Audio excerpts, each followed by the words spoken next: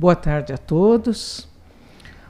Estou muito feliz de ter todos vocês aqui conosco nessa última reunião de 2018 e 2017. Eu já estou querendo estar na última de 2018, porque, segundo uma mensagem bem antiga de Chico Xavier, em junho, mais ou menos, de 2019, esse país começa a se aprontar para a regeneração. Então, eu queria que fosse já 2018 terminando, né? Estou com pressa. Mas é apenas uma mudança de calendário, e essa mudança é um esforço que existe até para que a gente pense assim, mais um tempo, mais um ano. E nesse ano eu posso melhorar bastante. Esse ano pode ser o primeiro, né, do resto de nossas vidas, onde nós vamos tomar uma decisão de ser feliz. Então é muito importante que a gente, ao pensar em todas essas coisas, na transição planetária, e conversando com um amigo, achamos por bem que eu abordasse esse tema hoje, porque é um tema que traz algumas dificuldades e bastante controvérsia. Você lê às vezes aquele tema e você fica pensando, mas será que pode? Mas como que acontece uma coisa dessa? Então hoje, até nós brincamos lá com o Rodrigo, eu vou começar do Gênesis até o Apocalipse. Daí trouxe também um caderninho, né? Mais umas 50 páginas só, mas falando para vocês de verdade, eu fiquei pensando, mas vai ser difícil de eu conseguir colocar tudo isso em 45 minutos, difícil em 1 hora. Isso aqui era para a gente fazer uma reunião de 2 horas. Fazia um break ali em 1 hora e depois voltava e fazia mais 1 hora, porque é muita coisa. Mas vamos tentar reduzir naquilo que a gente puder para dar uma ideia. E essa ideia, principalmente, é que o Emmanuel já nos falou que o Evangelho é a porta para que a gente entenda todas as coisas. Mas o Espiritismo é a chave. Sem a chave do Espiritismo fica muito difícil. Então, o que o Espiritismo faz? Ele estuda desde o velho, o novo, e mais a evolução do novo, para que consiga compreender a mensagem de Jesus que está aqui para nós. Então, nós escolhemos esse tema para hoje, para que fique conosco uma ideia de que nós estamos num mundo de regeneração, de que nós estamos frente a coisas muito importantes e que talvez a gente passe por cima delas por não entender muito bem. Vamos tentar fazer o melhor possível para explicar esse tema da tentação no deserto, porque vai ser uma situação muito boa para que todos nós vejamos isso com outros olhos. O que é o Espiritismo, senão a informação da espiritualidade para que a gente entenda aquilo que a gente não está conseguindo entender aqui. Então vamos pedir a Jesus, que é o nosso mestre e amigo, para que ele nos inspire, também o Espírito Emmanuel, André Luiz, o próprio Kardec, escreveu tantas coisas importantes, e que nessas coisas importantes nós consigamos fazer realmente um resumo e que ele traga muita coisa boa aos nossos corações. Iniciamos a nossa reunião agradecendo a Jesus, agradecendo a Deus pela oportunidade de mais um ano vivido e que no ano de 2018 continuemos estudando, nos aproximando de alma e coração da sua mensagem para sermos realmente seguidores do Cristo. Obrigada, Senhor. Que assim seja. Pois, acho que todos vocês conhecem, né? Está lá em Mateus, e para o ano que vem eu vou contratar uns amigos aí que sabem lidar bem com a informática, então muitas coisas já serão passadas aqui, né? Já estou informando. Mais trabalho para o ano que vem. Daí muitas coisas a gente projeta aqui, vocês já vão lendo ali, a gente se poupa de estar lendo tudo aquilo. Mas projeto para 2018. Então, na tentação do deserto, nós vamos encontrar várias coisas que, se a gente utilizar a chave da doutrina espírita, a gente vai entender bem. Então, Jesus está em Mateus 4, né, como eu escrevi ali, de 1 a 11. Então, Jesus foi conduzido pelo Espírito ao deserto para ser tentado pelo diabo. Após ter jejuado 40 dias e 40 noites, teve fome. Aproximando-se o tentador, lhe disse: Se és filho de Deus, diz para estas pedras que se tornem pães. E ele respondeu: Está escrito, não somente de pão viverá o homem, mas de toda palavra que sai da boca de Deus. E então o diabo o levou a uma cidade santa e colocou sobre o pináculo do templo. Ele disse: Se és filho de Deus, lança-te para baixo, pois está escrito, ele dará ordens aos seus anjos a teu respeito, e sobre as mãos te irão te sustentar, para que não tropeces em nenhuma pedra. Jesus lhe disse: Novamente está escrito, não tentarás ao Senhor teu Deus. Novamente o diabo o levou a um monte muito alto, mostrou-lhe todos os reinos do mundo e a glória deles. Ele disse: Tudo isto te darei, se prostrado me adorares. Então Jesus lhe disse: Vai-te, Satanás, pois está escrito, adorarás o Senhor teu Deus e somente a ele prestarás culto. Então o diabo o deixou, e eis que os anjos se aproximaram e começaram a servi-lo. Eu não sei se só eu que tive dúvidas, e muitas dúvidas ao ler esse texto, ou se vocês também tiveram dúvidas, vamos tentar entender alguma coisa. Tentação, né? No deserto.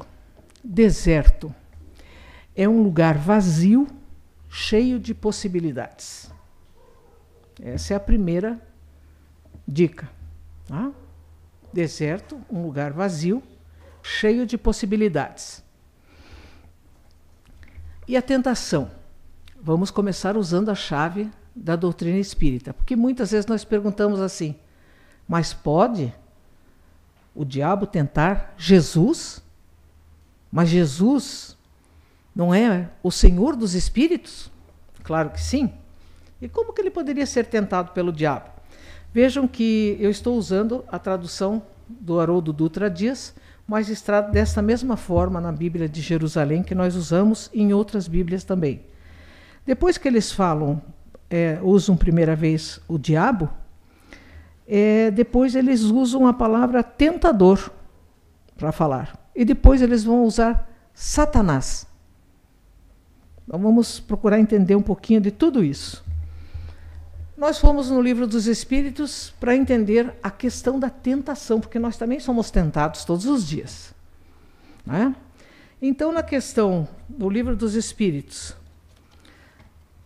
na questão 621, eles perguntam assim: por que Deus nos coloca nas tentações? É mais ou menos assim, está lá na lei de conservação, gozo dos bens. Questão 712. Com que finalidade Deus pôs atrativos no gozo dos bens materiais? Por que ele pôs? E a resposta dos espíritos: para estimular o homem ao cumprimento da sua missão e também para experimentá-lo por meio da tentação. Aí tem a questão A, 112A. Qual o objetivo dessa tentação? E os espíritos respondem: desenvolver-lhe a razão que deve preservá-lo dos excessos. Então está nessa lei de conservação que a gente seja tentado, porque se nós não fôssemos tentados e não houvesse uma espécie de prazer naquilo que nós vamos ser tentados, nós estagnaríamos. E estagnado até a água vira um lodo. Fica pestilencial. Nós precisamos de movimento, de pensamento, de compreensão. Pensando em tudo isso, nós vamos também a algumas palavras usadas nesse texto que a doutrina espírita nos ensina de forma muito boa. Um espírito. Foi o diabo que levou Jesus para o deserto? E levou Jesus para o deserto por quê? Quando a gente vai ler em qualquer Bíblia que vocês peguem, cada resposta que Jesus dá às perguntas que o chamado diabo, né, vai fazer para ele, ele responde citando Deuteronômio. Deuteronômio? Uma palavra esquisita, né? O que será que significa Deuteronômio? É um livro da Bíblia, do Velho Testamento, um dos 5 livros de Moisés, o último livro deles. E Deuteronômio significa a segunda lei, ou melhor, uma lei que vem para trazer especificidades. Tá? Ela vem trazer uma compreensão um pouco maior aos espíritos. Então ela traz a lei. Nós aprendemos sempre no movimento espiral. Então nós temos uma sucessão de ideias, vamos recebendo as ideias, fechamos um ciclo. Aí nós subimos um pouquinho, repetimos todo esse ciclo e a espiritualidade coloca mais alguma coisa. Daí nós repetimos tudo isso que foi explicado embaixo e na outra e coloca mais alguma coisa. Então nós vamos recebendo em doses homeopáticas as informações. Às vezes, você precisa ler um livro todo e ler com muita atenção, para que no final desse livro você diga, agora entendi. Tem um detalhe ali, mas você precisou ler tudo aquilo, então você fez uma revisão de tudo aquilo que você aprendeu e daí foi colocado mais uma informação. Aí você vai aprender novamente, vai fazer uma revisão e daí vão te dar mais alguma coisa. É no sentido espiral que nós vamos evoluindo, porque daí a gente vai deixando para baixo, já está sedimentado.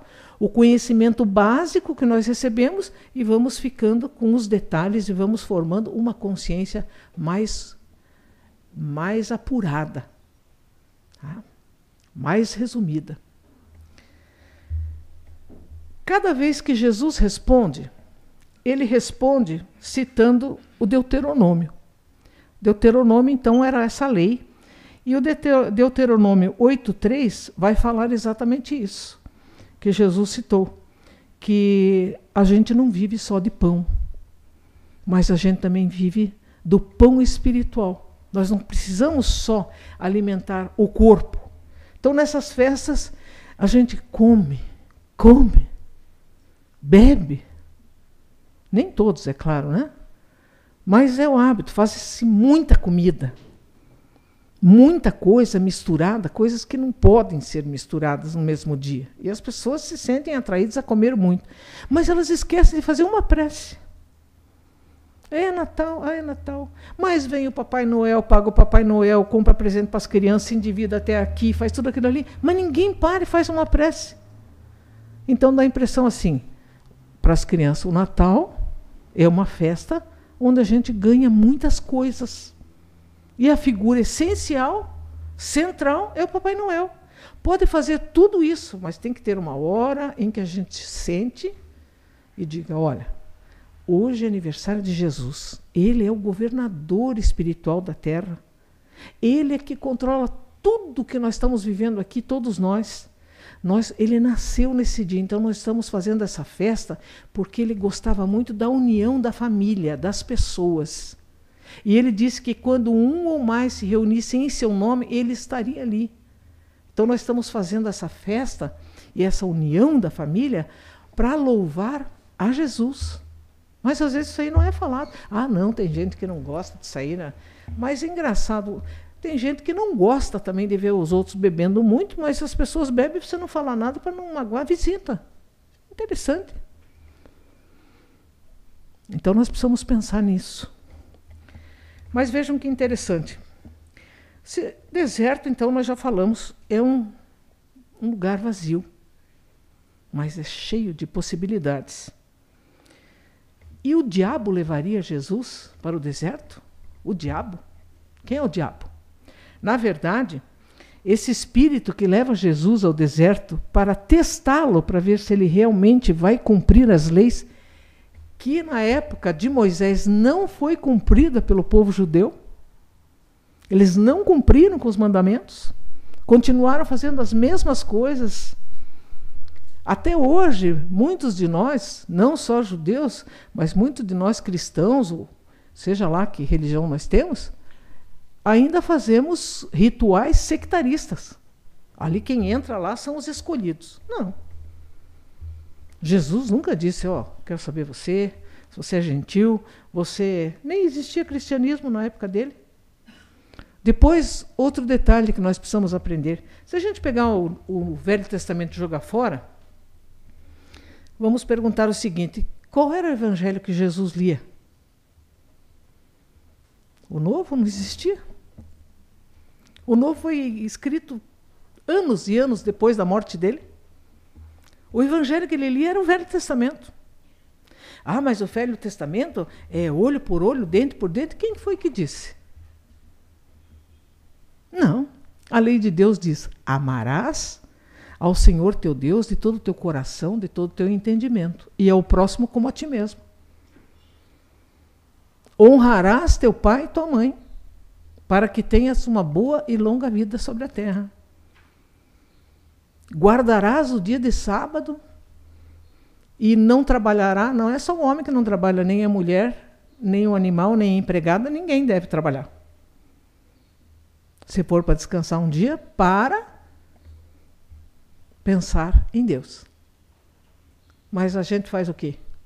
Junta dinheiro e vai passear, vai fazer qualquer coisa, menos pensar em Deus. Pode passear pensando em Deus. Não tem problema.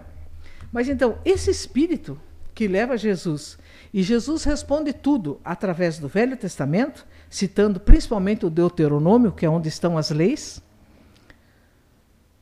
Tem um detalhe muito interessante aqui que nós vamos abordar, e vocês vão ver que interessante que muitas vezes nós vamos, ao longo da nossa vida, sermos tentados por alguém que usa de algumas coisas que estão no Evangelho, que estão na Bíblia. Mas usa para nos perder. Usa um pedaço. Às vezes a gente ouve alguma coisa e vê que a pessoa tirou um pedaço do Velho Testamento que não tem nada a ver com aquele pedaço do Novo, que às vezes tem muito a ver. E mais um pedaço, não sei de onde que achou, e forma um texto e vende aquele texto e muita gente compra. Aí se assusta. Ai, mas vai acontecer isso? E se acontecer, eu vou morrer. Mas você não vai morrer? Você não sabia que você ia morrer? Não, mas não já assim, né? Mas quem que disse que você não vai morrer já? Quem que sabe quando vai morrer? Ninguém. Então vamos raciocinar agora. Que espírito seria esse que levaria Jesus ao deserto para que ele cumprisse com os mandamentos da lei de Deus e servisse como a pessoa que viria trazer a lei, mostrando para o povo, vocês não fizeram isso no tempo de Moisés. Agora eu venho e vou realizar tudo que é mandamento da lei de Deus. Quem levaria? O diabo? Quem levou Jesus e deu esse nome seria, vamos dizer assim, o que vai aplicar uma prova? Como é que a gente chama? Chama de diabo? Ou chama de professor? Ou chama de orientador? Como é que a gente chama quem vai aplicar uma prova? Que não é o professor da turma. Examinador. O examinador. Muito bem. Nada como ter professor junto. Quem levou Jesus para o deserto foi a lei de Deus. A lei, representada por um Altíssimo Espírito, o leva lá para que ele respondesse aquelas questões, mostrando que ele realmente era o Cristo de Deus e que ele descesse para cumprir com aquilo que ele se compromete. Então, vamos tirar o diabo da história e vamos entender que o examinador é a lei de Deus, que vai lá e interroga. E não só interroga, como usa Salmo para ver se ele responde equivocadamente. Mas não ele, né? Então, vejam que interessante. nós ficamos pensando muito na questão da fidelidade. E muitos de nós temos dificuldade de entender o que é ser fiel a Deus. E achamos que ser fiel é participar de rituais, de reuniões, fazer aquilo que o padre, o que o pastor, o que o rabino, o que o médium, o expositor, seja lá o que for, fala. A gente fez isso, bom, saímos e dizemos, eu cumpri a minha obrigação. Não tem obrigação para com Deus, tem amor. Nós já não estamos mais no nível de temer a Deus. Eu tenho medo do que vai acontecer comigo. Se você está com medo, é porque você fez muita coisa errada. E você sabe. Se você não soubesse, fizesse coisa errada, você não ia ficar com medo. Mas Deus não castiga. Não castiga ninguém. Ele simplesmente manda que a gente continue onde a gente está. Volte para a gente reaprender tudo. Então, o voltar provoca dor, provoca tristeza.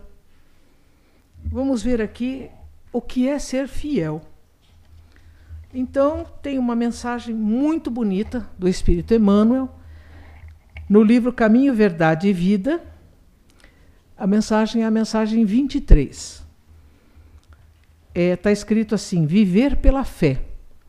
E ele pega um texto de Romanos, capítulo 1, versículo 17, que diz assim, mas o justo viverá pela fé. A fé aqui não é acreditar. Quando eu era criança, eu acreditava em Papai Noel e quando eu cresci, não acreditei mais. Eu acreditava em cegonha. Passei uma noite na janela esperando, meu irmão nasceu, escutei o choro e fiquei muito arrasada, que eu pensei, essa maldita cegonha entrou por outro lugar, porque eu estou cuidando da janela aqui e ela não entrou. E depois eu não acreditei mais. Agora, fé, que diz aqui, é fidelidade. Fidelidade a Deus é cumprir com os seus mandamentos. Fidelidade, a nossa palavra para com os demais, é cumprir com o que a gente se compromete. Mas vamos ver então, ele fez uma síntese e colocou assim, o justo, quer saber se você é justo, se você é fiel? Ele diz assim, o justo viverá de modo invariável. Não é aquela pessoa que um dia está de um jeito, outro dia está de outro. Um dia acorda sorrindo, outro dia você vai dizer bom dia, diz bom dia por quê? Ele vive de modo invariável. É claro que a gente tem as dores e as alegrias e isso aí oscila um pouquinho. Mas é um pouquinho. Você não pode estar lá naquele pico e depois lá embaixo. Você tem que ter um comportamento invariável. Não pode ser bonzinho no centro espírita, chega em casa e trata a família de uma forma muito terrível ou os teus colegas de trabalho. Você tem que ser igual. Na verdadeira fidelidade ao Pai que está nos céus. Daí ele termina dizendo assim, chegaram as enfermidades, que essa é a prova. Essa é a prova. É tão fácil você ser fiel quando está tudo bem, né? Parece que está tudo rolando direitinho. Chegaram as enfermidades, chegaram os desenganos, a ingratidão e a morte. Eles são todos bons amigos por trazerem até nós a oportunidade de nós sermos justos, de vivermos pela fé, pela fidelidade a Deus, seguindo as disposições sagradas do cristianismo.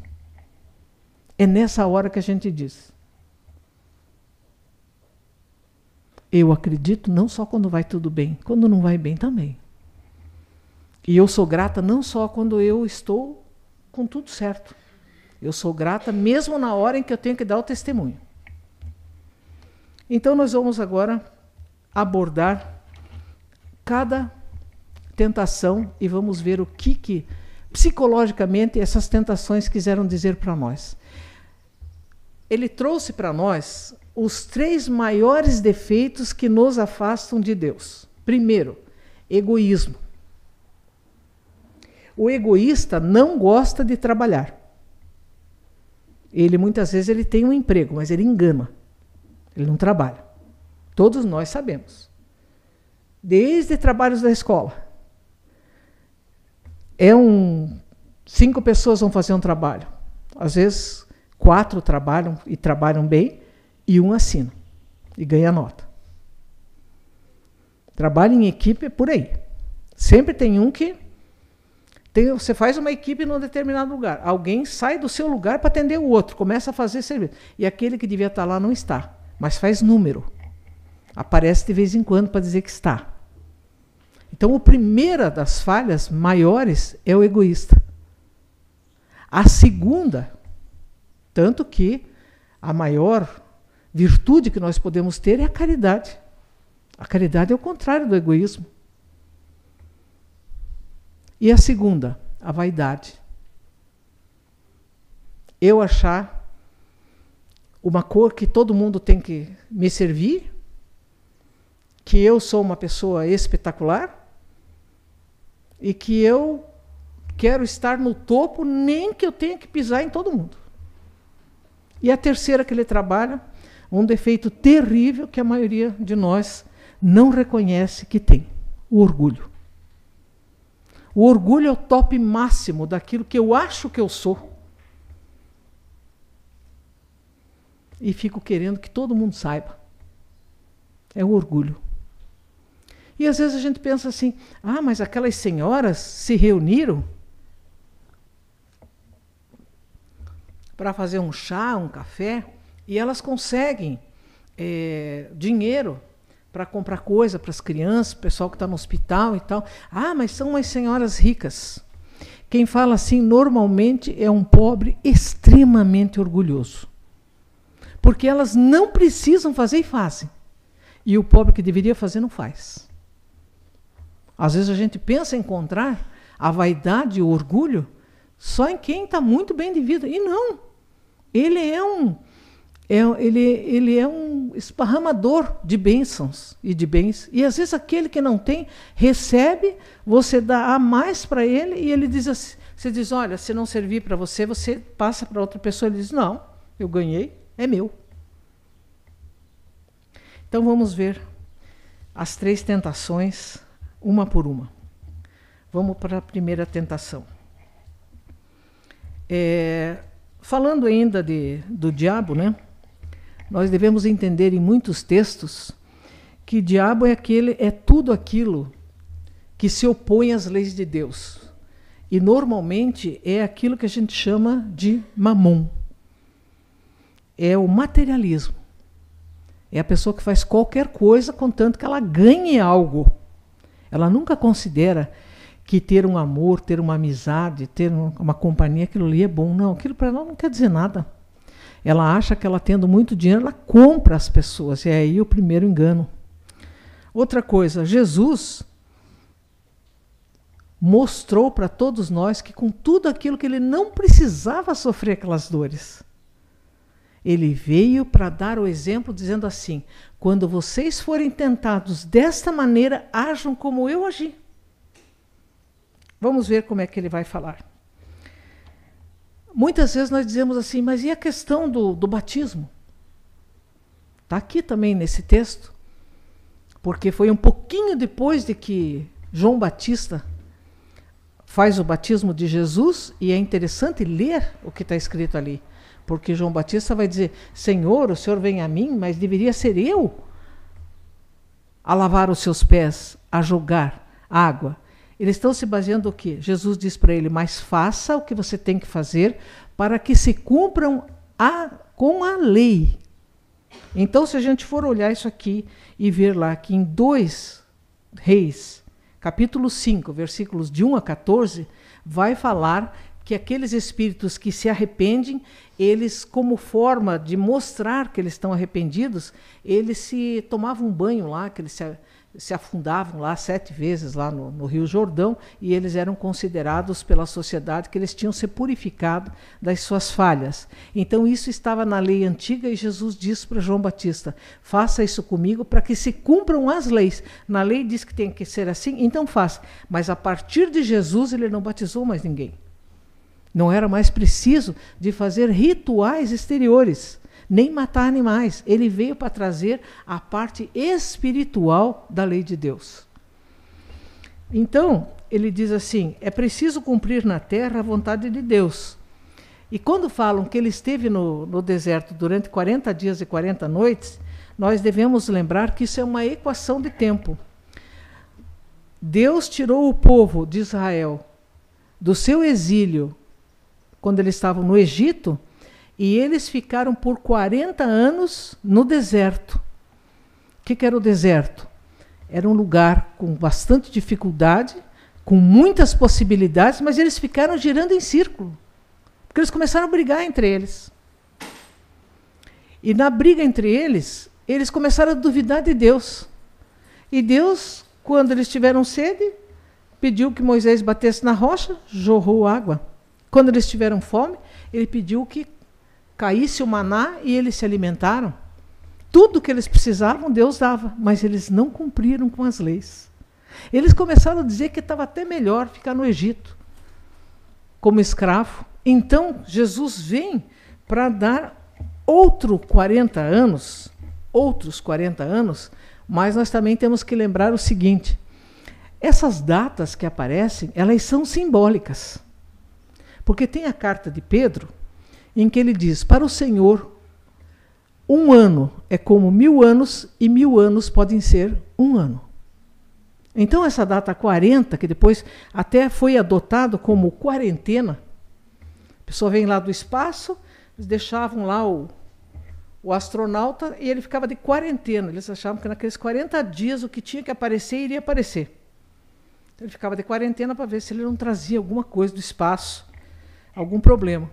E aí a gente vai encontrar na doutrina espírita, no livro Libertação, no capítulo 1, na explicação que os espíritos superiores vão dar para André Luiz, eles dizem assim, que nós estamos há 40.000 anos, nós aqui, 40.000 anos nós já estamos em posse da razão. Desde que nós viemos de Capela, nós viemos para cá e tentamos, no deserto que nós entramos, tentamos construir o nosso paraíso. Mas não para a gente ficar melhor, para a gente fazer os mesmos erros. Repetir os mesmos erros.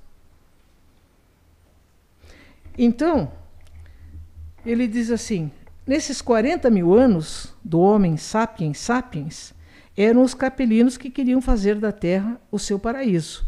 O planeta Terra não tem dado uma resposta positiva a Jesus. E ele diz o seguinte, esses 40 dias que Jesus ficou no deserto, eles dizem, e Jesus teve fome. E quando Jesus teve fome, e essa é a primeira tentação, o que foi que o Espírito vem e diz para ele? Você pega essas pedras aí e faça com que elas se transformem em pães. Jesus cita o Deuteronômio. Por quê? Vamos ver aqui na nossa anotação para dizer bem certinho. Jesus respondeu sobre transformar pedra em pães com a citação de Deuteronômio. E ele diz assim, que a gente precisa entender que querer, por acreditar em Deus, que as pedras se transformem em pães, é um figurativo para eu não trabalhar. Eu não trabalho, eu fico na minha e digo que eu estou isolada num canto porque eu estou servindo a Deus. Não estou servindo a Deus. Quem fica num canto, quem fica lá com um eremita lá no morro, quem vai para um convento lá e se fecha do mundo, não está servindo a Deus. Porque ele não quer isso de ninguém. O que ele disse para nós que ele queria? Ele disse, misericórdia quero, mas não sacrifício. Mas ele não está dizendo esse sacrifício, dizer, eu tenho que levantar um peso de 30 quilos e eu não aguento com isso. Não é esse sacrifício. Era aquele sacrifício que a gente fazia no templo com coisas materiais para não precisar se modificar internamente como pessoa.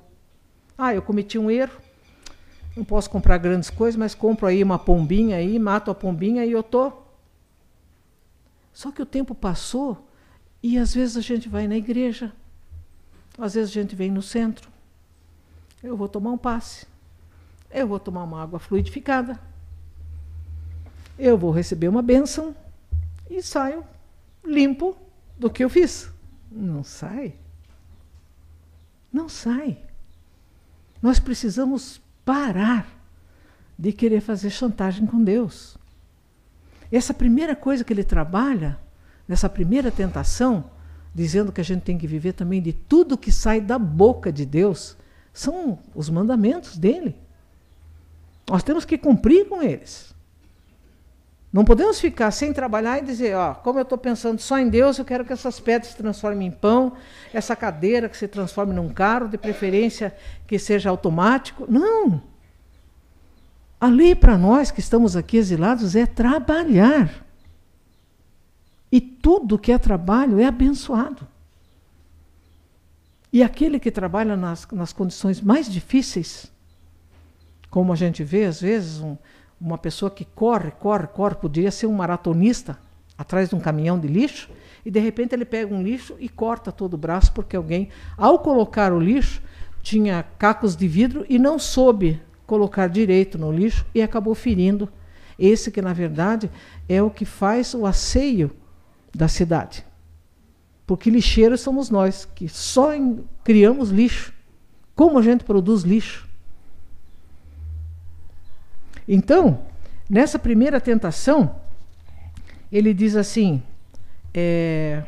ele fala todo o texto, aqui no Evangelho está um pedacinho, mas ele diz mais ou menos assim, que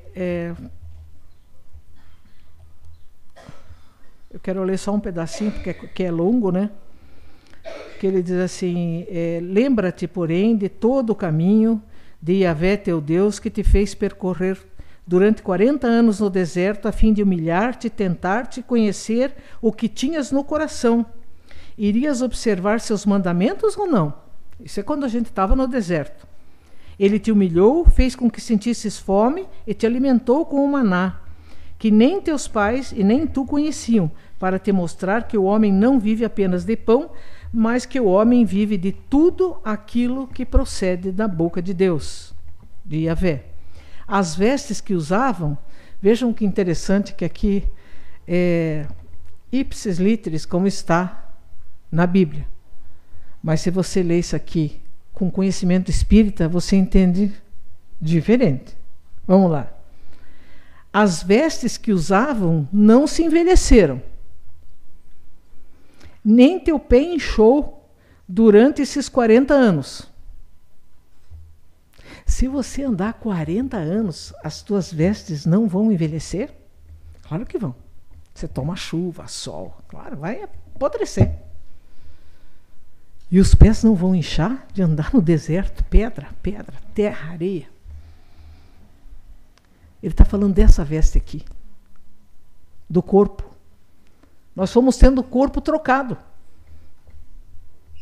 E cada vez que a gente precisava, porque envelhecia, estragava o pé de tanto andar, a gente tinha um corpo novo, com um pé novo. Não estava inchado.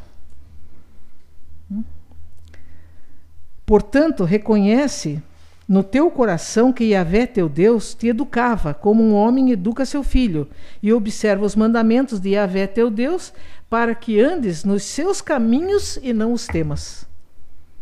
Se a gente andar no caminho dele, nós não vamos mais precisar desse corpo, que essa veste aqui que ele fala é o corpo. Nós não vamos mais precisar. Nós vamos estar com o corpo perispiritual e andando. Os espíritos, quando eles fazem a materialização, normalmente eles não materializam os pés. Às vezes eles não materializam da cintura para baixo.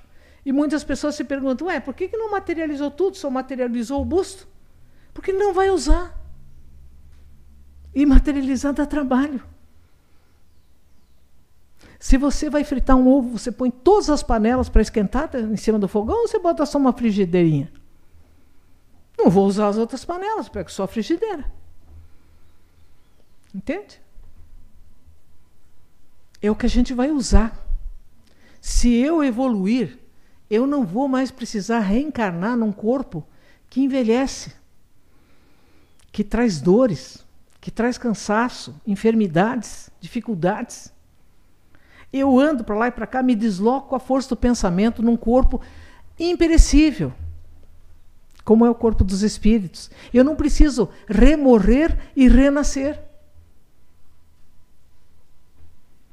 Vocês estão vendo como vai encaixando? É isso que Jesus respondeu. Segunda tentação. Ele vai pegar a questão da vaidade. E olha como nessa aqui é fácil de a gente cair. Que estas palavras que te ordeno estejam em teu coração. Isso faz parte daquilo lá que está escrito no Velho Testamento das leis de Deus.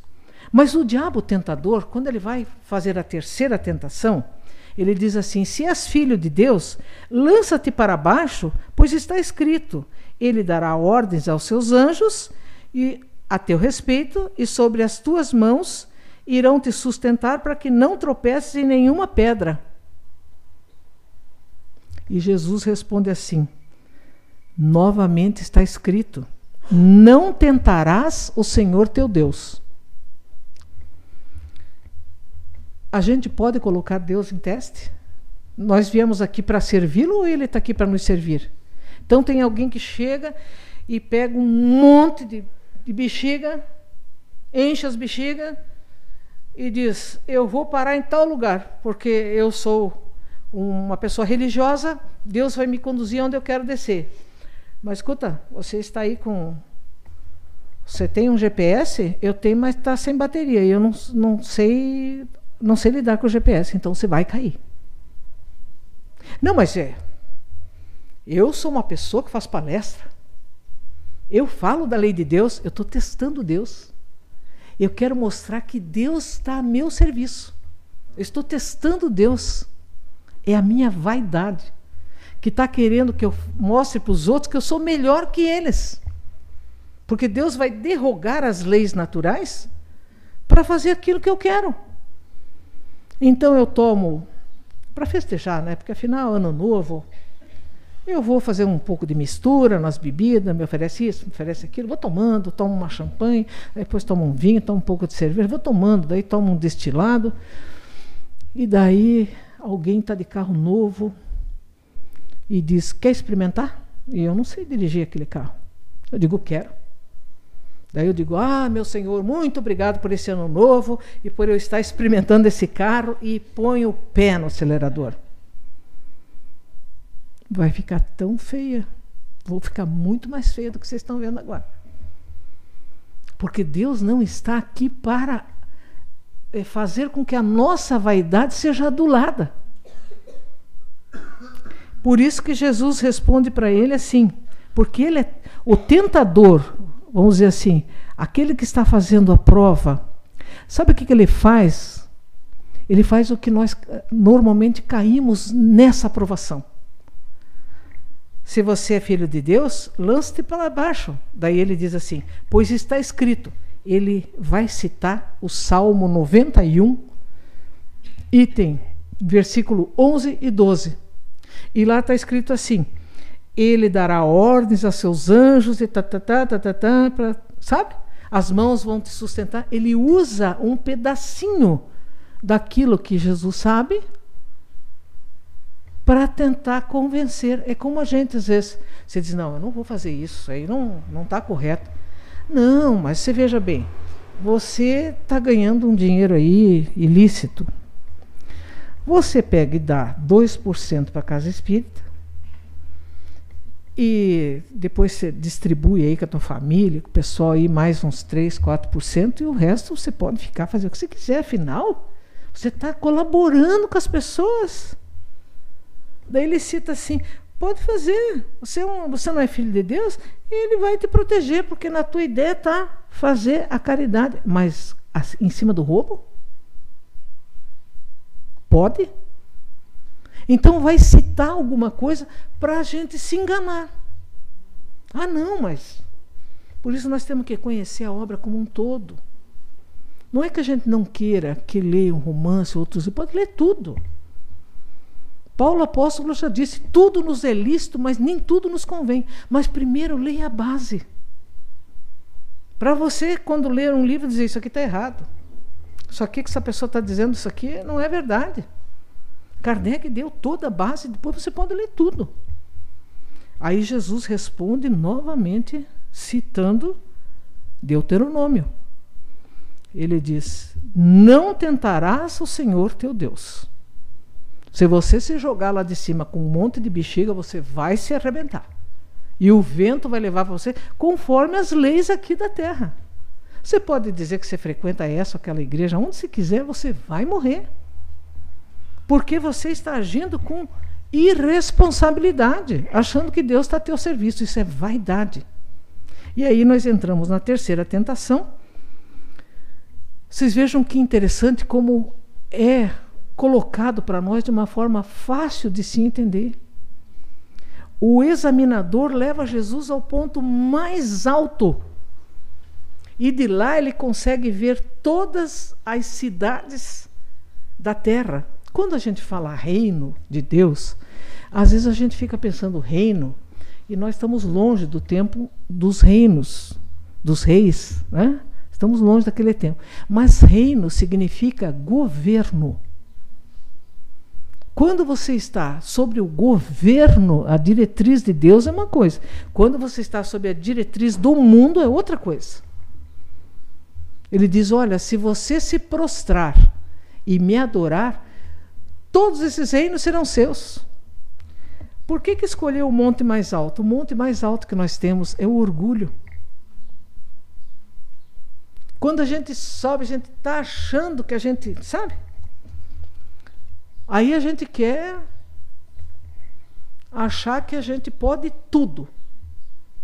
Nosso orgulho faz a gente ficar cego.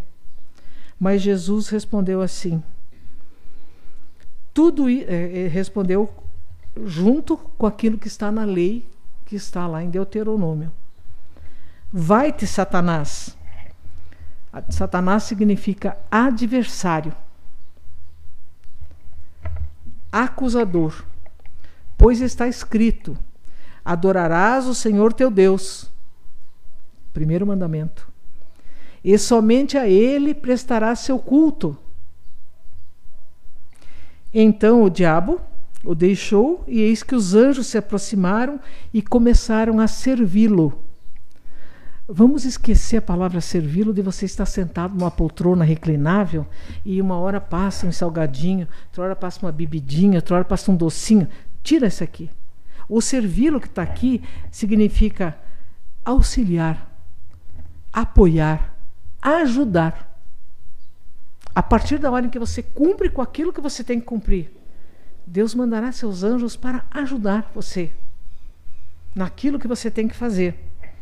A terceira tentação, então, é a tentação do orgulho. E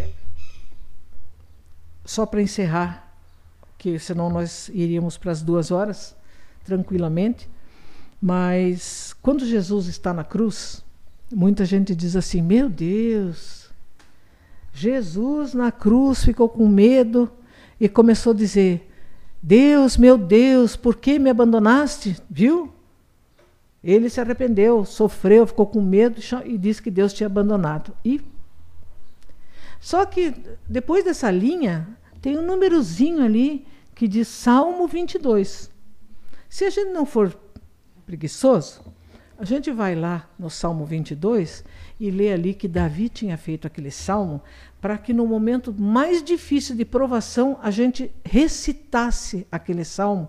E ele é lindíssimo até o final. Essa primeira linha que Jesus fala, desde a hora em que ele é preso até a hora em que ele é morto na cruz, ele só cita salmo. Por que salmo?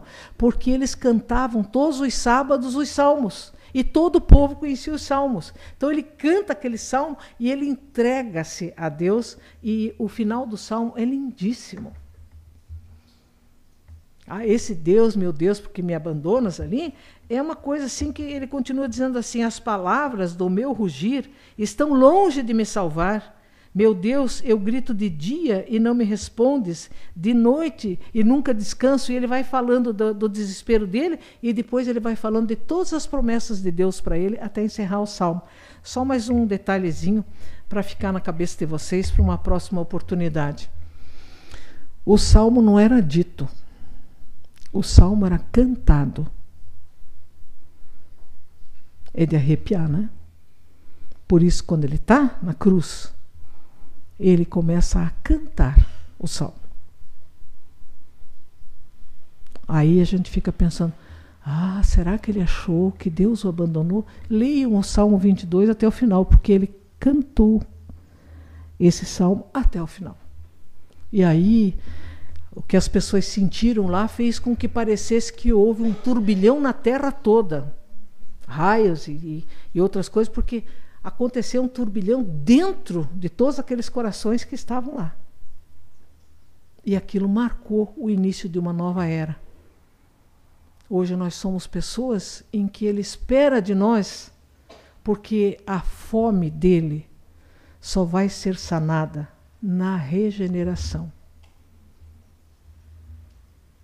No dia em que nós entrarmos na regeneração, que ninguém mais precisar de sofrimento, de reencarnar e remorrer e renascer, a fome dele terá terminado. Porque quando diz que ele jejuou, o jejuar não é só não comer, é privar-se de algumas coisas. Por isso que eles interpretaram como fome e sede. Mas a fome dele e a sede dele vai terminar quando nós, que ele assumiu todos nós, como seus irmãos menores, para nos levar de volta à casa em que nós já estamos acostumados a viver, sem essa violência, sem essa corrupção. Depende de nós não ficarmos jogando pedra nos outros, mas os outros que façam como eles acham que devem fazer, mas que nós façamos o correto, nem que ninguém faça. E que Jesus possa nos abençoar nesse momento.